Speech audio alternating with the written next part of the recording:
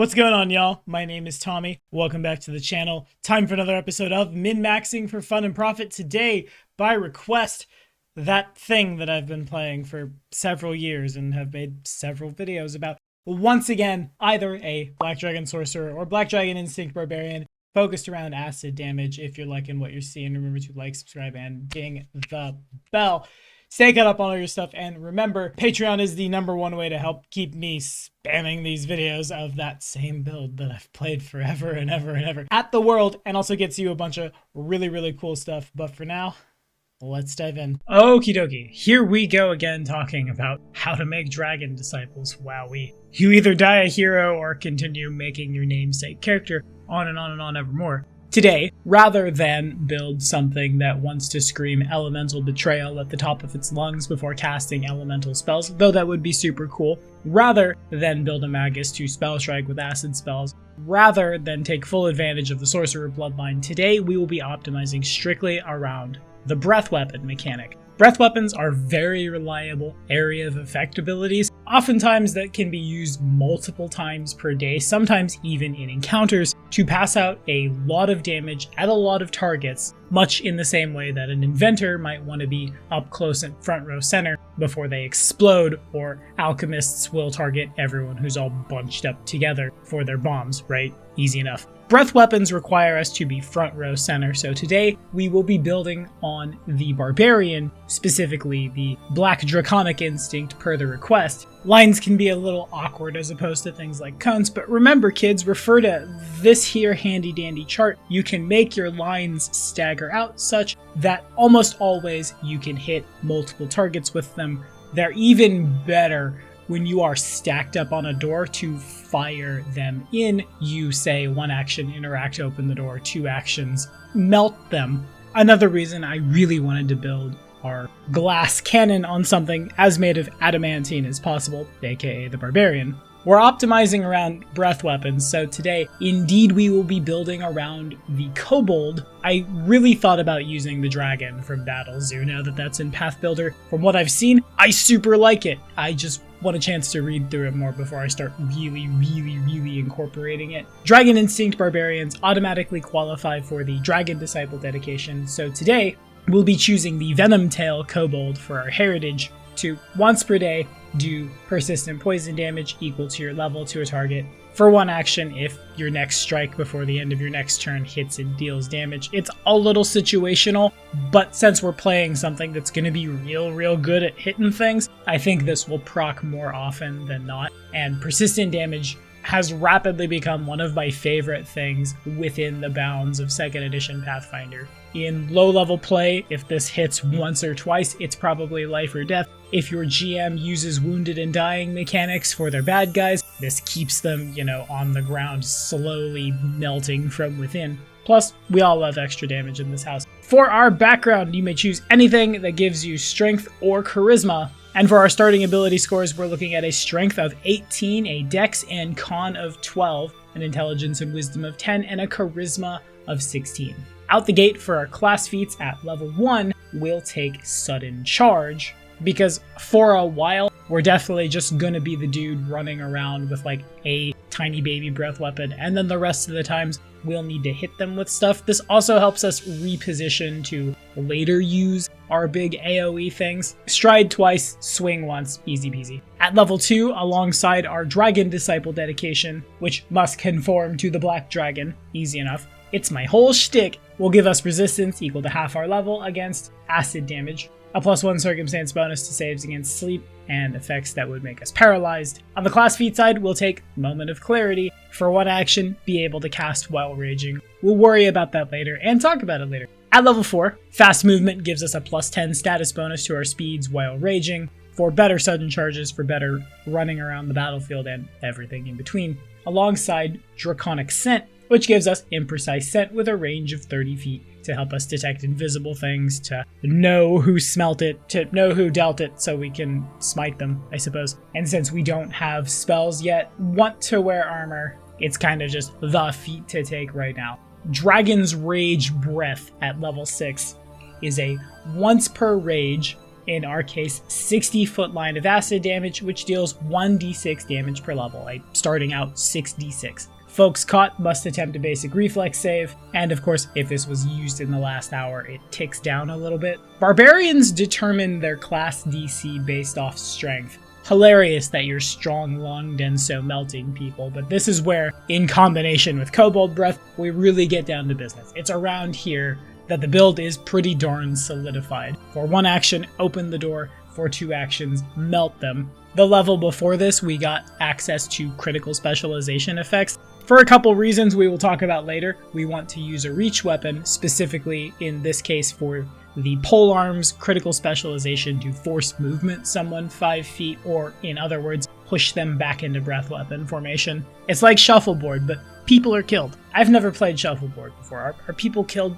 playing shuffleboard? I don't know what the rich do on their yachts. Alongside this, Claws of the Dragon as a feels bad tax, because we have to take something, give us a 1d6 slashing claw. With agile and finesse in the brawling group, we won't ever gain the ability to cast dragon claws, but like if you get attacked by night, you have the ability to protect yourself.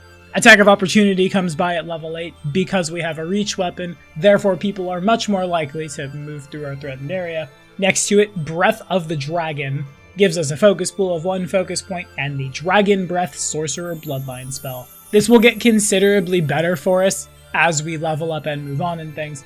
It's an innate spell tracking off our charisma. We're trained in arcane save DC at this point, if I understand digging through all the rules in all the places correctly anyway. We take this at level 8 so we can heighten the focus spell to level 4, hitting them for 7d6 points of damage. This is the casting of a spell, and one of the reasons we need to make sure we have Moment of Clarity, otherwise it cannot be done during a rage. My favorite barbarian feat of all time that I've never got to bludgeon anyone with, Furious Finish, comes next. For 1 action, make a strike. If it hits, you get a circumstance bonus to damage equal to the number of rounds remaining in your rage. Afterwards, you're fatigued until you rest and your rage ends, alongside the Sorcerer Dedication. We're partially here for some spell casting, partially here because we want to tick up our spell DC, so our Sorcerer Breath Weapon gets a little bit better. Combo those all together and it's just very tasty. Next level at level 12, we get one of my favorite full round action combos with basic Sorcerer spellcasting. At this point, it gets us definitely first level spell slots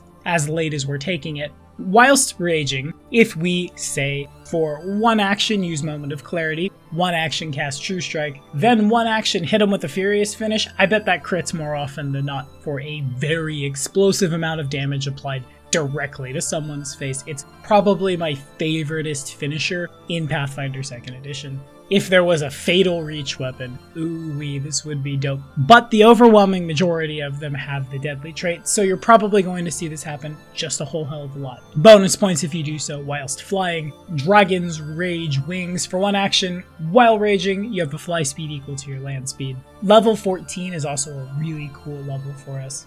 Whirlwind Strike for 3 actions allows us to make a melee strike against each enemy within our reach. It counts towards the map. The map doesn't increase until you've done all of that. We also get Expert Sorcerer Spellcasting, which should give us the ability to cast a 4th level enlarged spell. Congratulations on being a huge creature with a reach weapon. In that moment where everyone survived your opening gambit with your breath weapon and are all just running at you, become the Blender. Wounded Rage at level 16 is a reaction which allows us to start raging if we get hit, so we haven't expended a round of rage before the big Furious Finish loop. And Disciple's Breath for 2 actions gives us a baseline 9d6 breath weapon that we do not have to cast, ergo we do not have to Moment of Clarity for, and it recharges in 1d4 rounds. At level 18, Brutal Critical adds an extra damage die on top of any deadly or fatal things and slaps persistent bleed damage equal to 2 damage dice on the foe,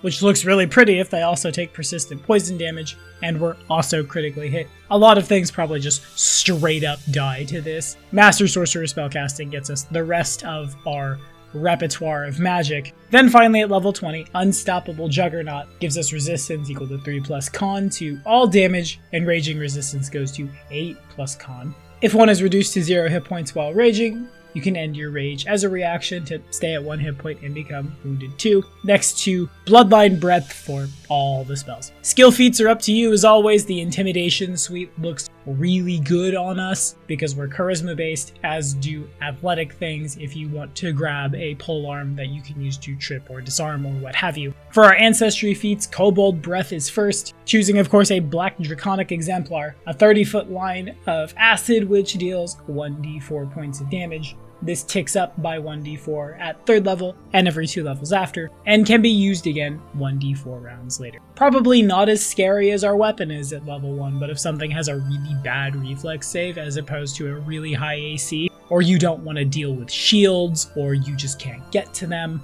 it goes a long way. Doubly so if you hit 5 creatures while doing this, or God forbid something that has a weakness to acid. Allies Shelter at level 5 is a fun reaction, which triggers when you attempt a saving throw while adjacent to one or more allies. Before the roll, you roll the save using an adjacent ally's modifier instead of your own. This is dope. This is as good as 1st edition Inquisitors grabbing Shake It Off. Even though their friends didn't have it, it would pad out their saves. Ask yourself how many times a door opens in a Theater of the Mind scenario and everyone's all together, or there's a surprise, oh god, fireball. Now suddenly you're using the better reflex save of the rogue, the better will save of the cleric, so on and so forth. It's much easier to say, yeah, I'm totally next to them, when you are totally next to them dungeon crawling, and if you happen to be standing next to people in combat when this happens, so much the better. At level 9, Dracomancer gives us a single 1st and 2nd level spell, listed from, in our case, the Black Dragon stat block. Wowee, it's literally listed in the parenthetical here.